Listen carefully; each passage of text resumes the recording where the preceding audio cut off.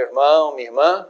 É o programa Voz da Igreja, começando mais uma vez. Obrigado por estar aí conosco, neste canal, neste horário.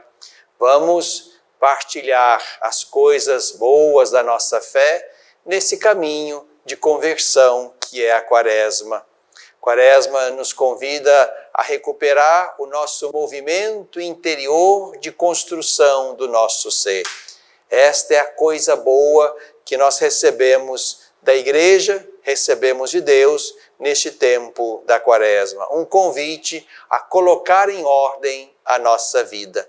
Convertei-vos e crede no Evangelho. Foi assim que começamos o nosso caminho quaresmal de conversão do coração.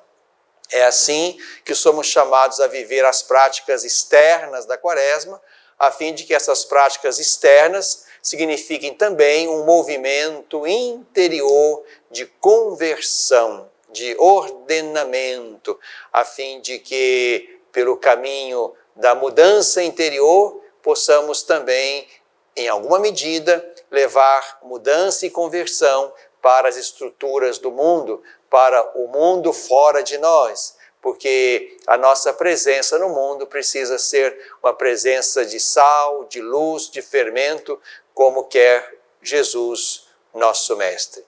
Bebendo da fonte é o nosso primeiro bloco.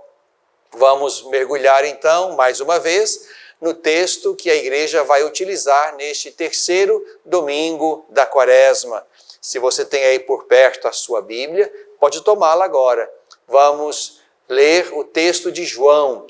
João, capítulo 2, versículos de 13 a 25.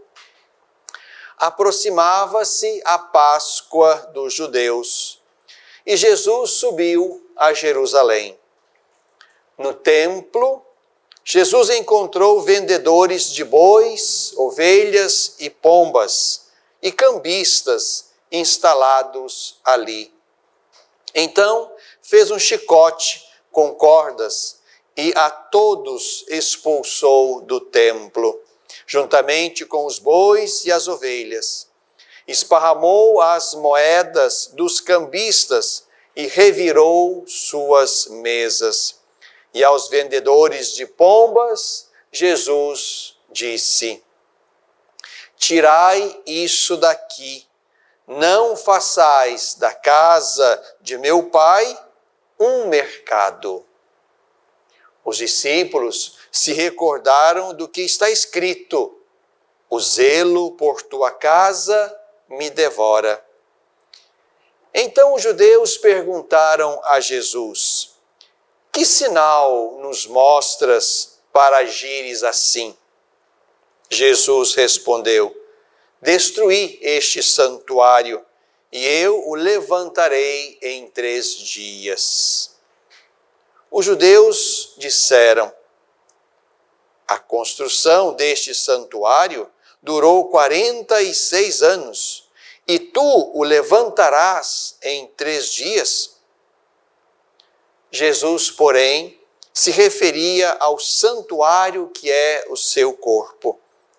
Depois que Jesus ressuscitou dentre os mortos, os discípulos se recordaram de que ele tinha dito isso e creram na Escritura e na palavra que Jesus havia falado. Estando Jesus em Jerusalém, na festa da Páscoa, muitos creram no seu nome, ao ver os sinais que ele realizava. Jesus, no entanto, não lhes dava crédito, porque conhecia a todos e não precisava de que lhe dessem testemunho a respeito do homem, pois ele bem sabia o que havia dentro do homem. Meu irmão, minha irmã, continuamos então o nosso caminho quaresmal, e é um caminho de fecundidade espiritual, que nos vem pela leitura orante da palavra de Deus, nos vem da força da Eucaristia, nos vem dos exercícios quaresmais que somos chamados a viver como práticas externas e internas, esmola, oração, jejum, penitência, mortificação, são elementos preciosos e eficazes no nosso processo interior de conversão. E a palavra de Deus, portanto, ocupa um lugar importante no caminho de iluminação quaresmal. Deixamos-nos iluminar pela palavra para que, a partir daí, encontremos o caminho, a via da conversão. Estamos, então, lendo neste domingo este belo texto do quarto evangelho. Situando o texto, estamos aqui depois das bodas de Caná, e o versículo 12 diz que após aquela celebração na qual Jesus realiza, a pedido de sua mãe Maria, o primeiro sinal que levou a crer, então o texto continua. Depois disso, Jesus desceu para Cafarnaum com sua mãe, seus irmãos, seus discípulos, e ali permaneceram poucos dias. É a partir então desse lugar que Jesus, no texto de hoje, aproximando-se a festa dos judeus, Jesus sobe a Jerusalém. No quarto evangelho, Jesus vai muitas vezes a Jerusalém, participa das festas importantes do seu povo. Lá nos sinóticos, Mateus, Marcos e Lucas, Jesus faz um único caminho da Galileia à Judéia, de Nazaré a Jerusalém, e somente quando entra, portanto, em Jerusalém, é que Jesus vai ao templo. Aqui estamos no início do Evangelho e aqui já se instala, portanto, na concepção teológica do quarto Evangelho, aqui já se instala o novo. Jesus é o grande sinal que precisa, de alguma maneira, excitar e acender a fé na sua direção, de modo que aqueles que crerem nele vão poder viver uma experiência nova com Deus. Jesus aqui entra no templo e quando expulsa do templo bois, ovelhas, vendedores, cambistas, Jesus quer recuperar a relação mais genuína, mais fecunda com Deus. Aqueles que representavam ali o culto antigo, o culto do Primeiro Testamento, esses agora são tirados. Expulsar é tirar, a fim de que agora, no templo novo, que não é aquele de pedra, mas é o seu próprio corpo destruído e ressuscitado, é agora em Jesus o grande e único sinal é que se vai realizar então esse novo modo de estar com Deus, diante de Deus e com Ele. Jesus aqui expressa o zelo pela casa de Deus, expulsando aqueles que de alguma forma ali davam um sentido deturpado, incompleto, parcial, mercantil à religião.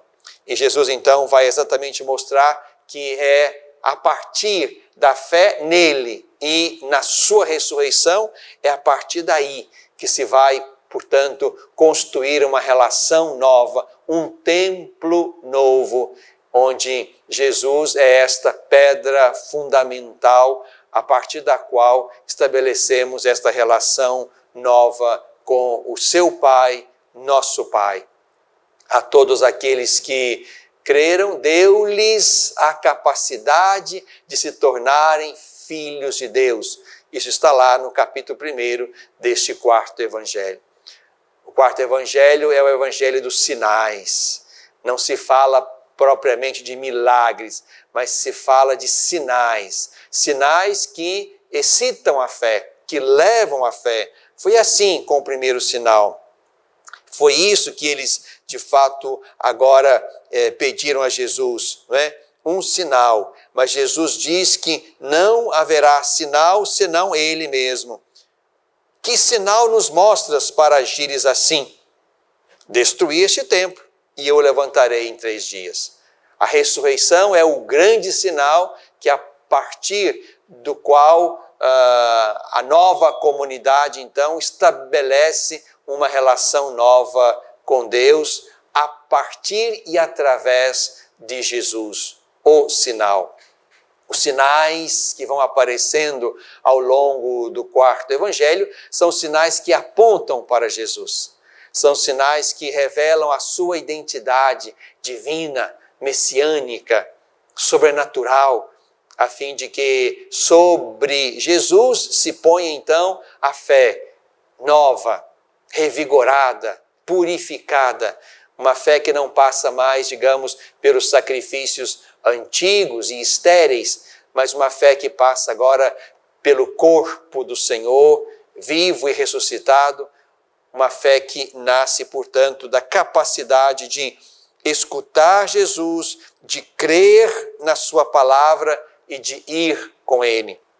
O texto de João deixa claro que o Evangelho é uma, digamos, releitura posterior, pós-pascal, dos eventos ligados a Cristo. Depois que Jesus ressuscitou dentre os mortos, os discípulos se recordaram do que ele tinha dito e creram na Escritura e na palavra dele. Tudo aquilo que Jesus viveu é lido na perspectiva da sua Páscoa. Por isso, esse é o grande sinal, a Páscoa de Jesus. E é a partir desse sinal que nós colocamos sobre ele toda a nossa fé. E queremos com ele, portanto, construir uma relação nova com Deus e uma capacidade nova de lidar com a nossa vida, com as nossas relações e com o mundo. Que o texto do Evangelho deste domingo nos leve a recolocar, a refontalizar a nossa fé em Jesus Cristo. E a partir dele conhecer o mistério de Deus, o mistério do homem, o mistério do mundo. Bebemos da fonte.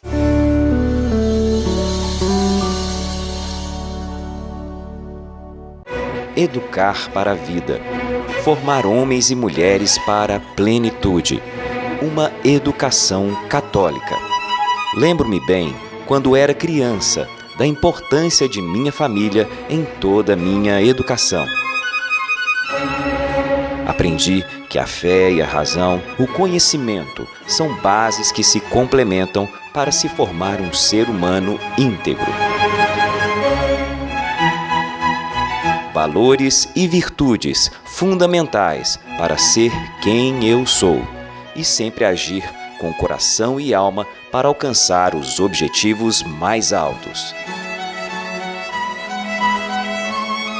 Hoje, na formação de meus filhos, compreendo que educar é, sobretudo, uma obra de amor.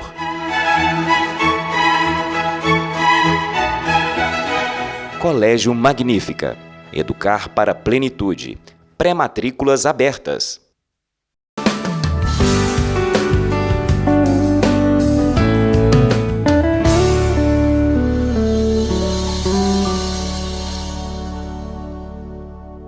No coração deste tempo, estamos na Quaresma, tempo de conversão do coração e conversão interior, que também vai gerar certamente conversão das famílias, das comunidades, da igreja, da sociedade, porque a conversão começa no coração humano.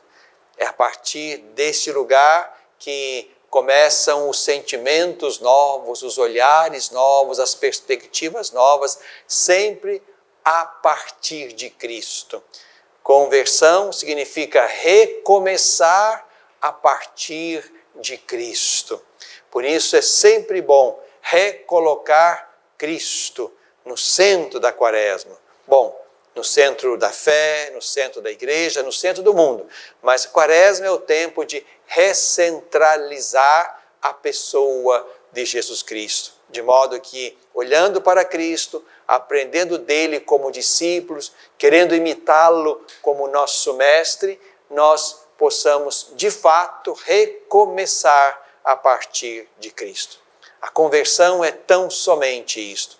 Recolocar os olhos em Cristo e querer fazer um caminho com Ele. Deixando para trás o caminho velho, o homem velho, a criatura velha e abrindo-nos pela via da conversão ao Senhor, nosso Mestre. Quaresma, portanto, é o nosso olhar colocado sobre nós mesmos a partir de Cristo. Olhar-nos a partir de Cristo, olhar o mundo a partir de Cristo, olhar a igreja a partir de Cristo. Quaresma é isto. É importante daí nós valorizarmos a campanha da fraternidade como um olhar sobre a sociedade. Precisamos construir não só o nosso mundo interior, mas também o nosso mundo exterior a partir de Cristo. E ao longo desses 57 anos de campanha da fraternidade, o que nós fizemos foi exatamente isto: olhar a sociedade, olhar o mundo, olhar a igreja a partir da ótica ou dos óculos de Cristo, porque Ele é a verdade, Ele é o caminho, Ele é a vida. É a partir dele, então, que nós repensamos, reorganizamos todas as coisas dentro e fora de nós. Cristo é a nossa paz. Do que era dividido, Ele fez uma unidade. Este é o lema da campanha da fraternidade, tomando um fragmento da carta de São Paulo aos Efésios. Cristo é a nossa paz. Ele é o ponto a partir do qual nós construímos a unidade entre nós. Não podemos perder isso de vista. A paz e a unidade não são negociações, estratégias, recursos humanos.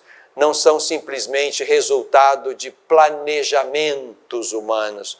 E se for assim, encontraremos sempre motivos, um a mais, muitos a mais, para não querer a paz ou para não querer a unidade, como valores que são impossíveis de serem construídos a modo humano.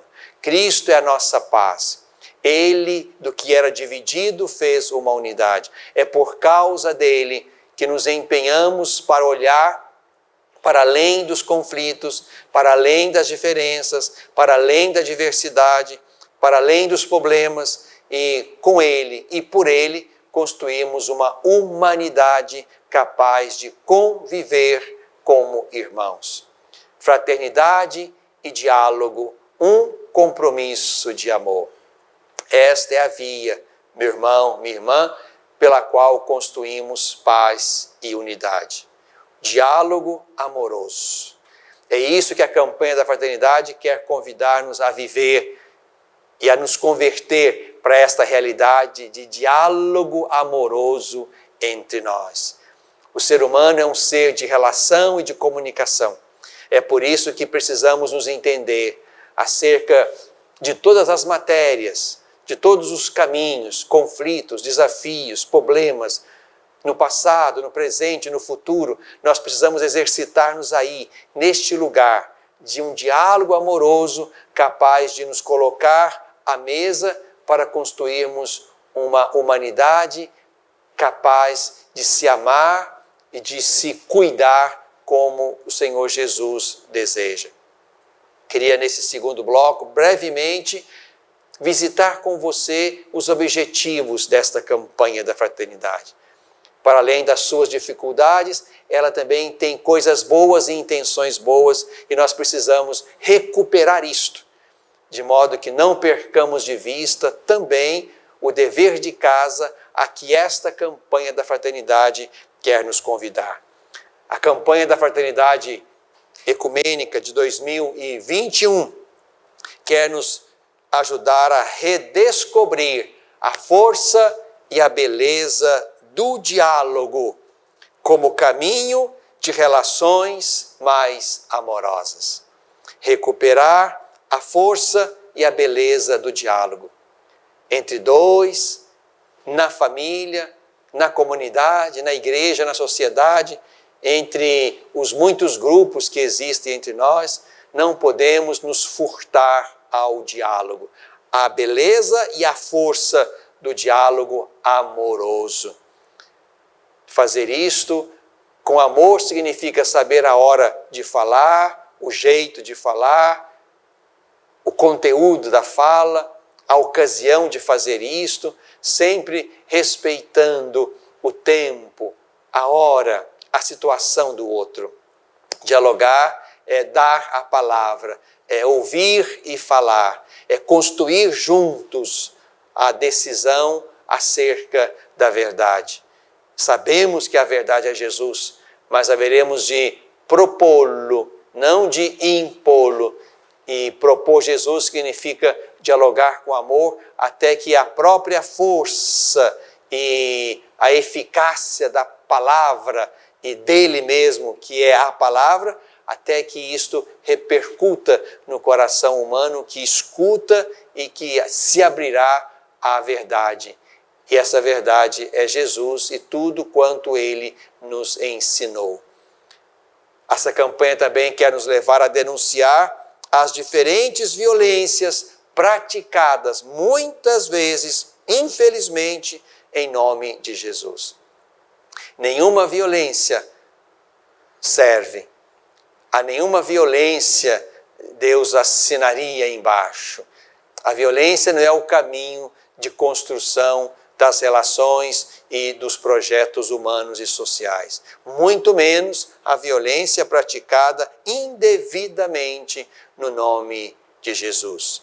A campanha também quer nos levar a comprometer-nos com as causas que defendem a grande casa comum que é o nosso planeta. Nós também não podemos concordar com o discurso religioso que estimule a exploração e a destruição socioambiental. A casa que temos nos foi dada para cuidar, como um grande e belo jardim. Essa geração precisa passar adiante para gerações futuras uma casa bem cuidada, sustentável, onde a vida se prolongue. Não podemos justificar o uso, a exploração predatória dos recursos da natureza a partir da fé, como se fosse esse o trabalho e a missão que Deus nos confiou no princípio. A campanha também quer contribuir para superar as desigualdades, que são tantas e que vão crescendo por diversos motivos. Somos irmãos e não temos direito de reivindicar para nós mais do que outros irmãos têm para si. Precisamos construir aquela sociedade desejada por Jesus, na qual não falte nem pão, nem cuidado, nem afeto e nada que o ser humano tenha direito de saborear e levar consigo ao longo do caminho. A campanha quer nos animar, portanto, ao engajamento em ações concretas de amor ao próximo. É uma campanha da fraternidade. É uma campanha que quer nos educar para a vida fraterna. Precisamos crescer neste amor fraterno, porque é mentiroso quem diz que ama a Deus a quem não vê e não ama o irmão a quem vê e com o qual convive todos os dias, apesar das muitas e graves diferenças que possam existir entre nós. A campanha quer promover a conversão para a cultura do amor, como forma de superar e responder à cultura do ódio. Os que são de Cristo estão aí nesse lugar. Nisto saberão que sois meus, se vos amardes uns aos outros. Pai, perdoai-lhes, eles não sabem o que fazem. Jesus é aquele que vive o amor, vive o perdão, nos ensina a fazer isto. É este o caminho, esta cultura do amor nos identifica como de Cristo. A cultura do ódio nos põe na contramão de Jesus, do Evangelho e do Reino. Além disso, a nossa campanha quer exatamente fortalecer a convivência ecumênica e interreligiosa.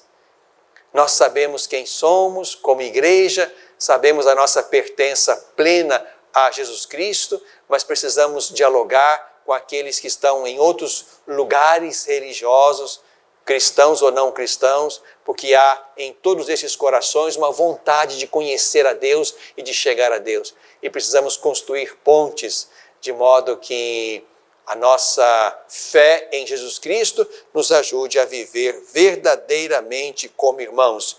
Estimule a convivência fraterna nas muitas diferenças religiosas, espirituais que existem entre nós. Por isso, meu irmão, minha irmã, vamos juntos. Campanha da Fraternidade quer nos educar para um mundo mais próximo, mais fraterno, onde os irmãos saibam olhar para além das diferenças por causa de Cristo, que é a nossa paz e o ponto da nossa unidade. No coração deste tempo.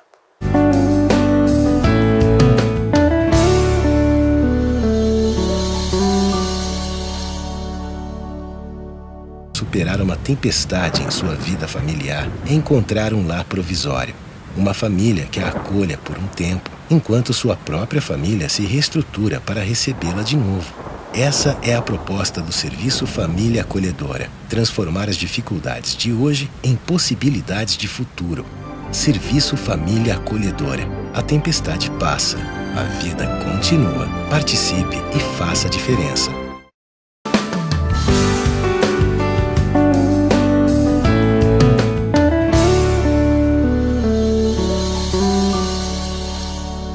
Na tradição da igreja, no tempo da Quaresma, há muitas e belas tradições que nós somos chamados a recuperar como remédio espiritual importante no caminho quaresmal. A primeira, certamente, aqui nesse momento, é a celebração do sacramento da reconciliação. Feito em vários formatos, infelizmente, por causa da pandemia, neste tempo que nos encontramos ainda. Cada diocese vai encontrando um pouco o seu meio de favorecer aos fiéis a possibilidade da celebração do sacramento da reconciliação. Então, se ocupe disso também, meu irmão, minha irmã. As cinzas que recebemos na quarta-feira de cinzas não perdoam os pecados. Elas são sinal e expressão do nosso arrependimento. O nosso arrependimento nos levará ao sacramento da reconciliação, ao sacramento do perdão, ao sacramento da confissão. É hora então de fazer isso nas formas possíveis neste tempo, infelizmente ainda de pandemia. Mas preocupe-se também com isto. A nossa conversão começa com este encontro amoroso com Deus, que nos acolhe, nos perdoa, nos põe de pé, nos dá roupa nova, anel novo, sandália nova e faz festa conosco porque quisemos recomeçar a partir de Jesus Cristo. Uma outra coisa importante na tradição da Quaresma é, no nosso caso, a campanha da fraternidade. Se ocupe aí com os seus amigos, com o seu grupo de igreja, com os seus familiares. Se ocupe aí de fazer, de refletir, de mergulhar no mistério de Deus que nos fala, na dinâmica da leitura orante da palavra de Deus, para então também se sentir estimulado à conversão, à construção da paz, da unidade e do diálogo amoroso. Também, na tradição da Quaresma, somos chamados a vivenciar, a celebrar a Via Sacra. Isso também se faz de muitas formas. Há muitos e belos textos da Via Sacra. Também no material da campanha da fraternidade, aquele produzido pelas dioceses ou aquele produzido também pelo nacional, ali também há uma bela via sacra. É o nosso modo de penetrar o mistério da paixão e morte do Senhor Jesus e perceber que aí está a força também para o nosso enfrentamento e o enfrentamento das provações e das cruzes e das paixões que nós também temos no caminho da vida até que o Senhor Jesus volte.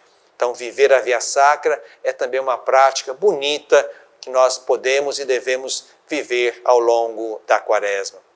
Sem contar, e termino, as outras atividades espirituais, a caridade, a oração mais intensa, o jejum, e como eu lembrava em outros programas, temos que nos perguntar qual é de fato o jejum agradável a Deus nesse tempo. Talvez não se trate só de não comer isto ou aquilo, não beber isto ou aquilo, mas talvez se trate também de alguma coisa mais exigente, quem sabe a privação da rede social, a limitação do uso da internet, o falar menos daquilo que eu não sei. Tudo isso é um jejum importante que nós podemos oferecer a Deus neste tempo. Também nos lembrar das quartas e sextas-feiras como dias importantes de penitência e mortificação, na tradição da Igreja.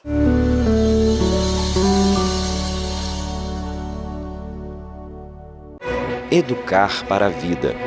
Formar homens e mulheres para a plenitude. Uma educação católica. Lembro-me bem, quando era criança, da importância de minha família em toda a minha educação. Aprendi que a fé e a razão, o conhecimento, são bases que se complementam para se formar um ser humano íntegro. Valores e virtudes fundamentais para ser quem eu sou e sempre agir com coração e alma para alcançar os objetivos mais altos.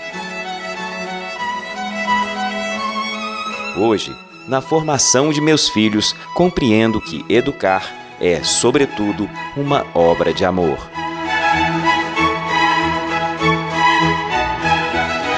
Colégio Magnífica.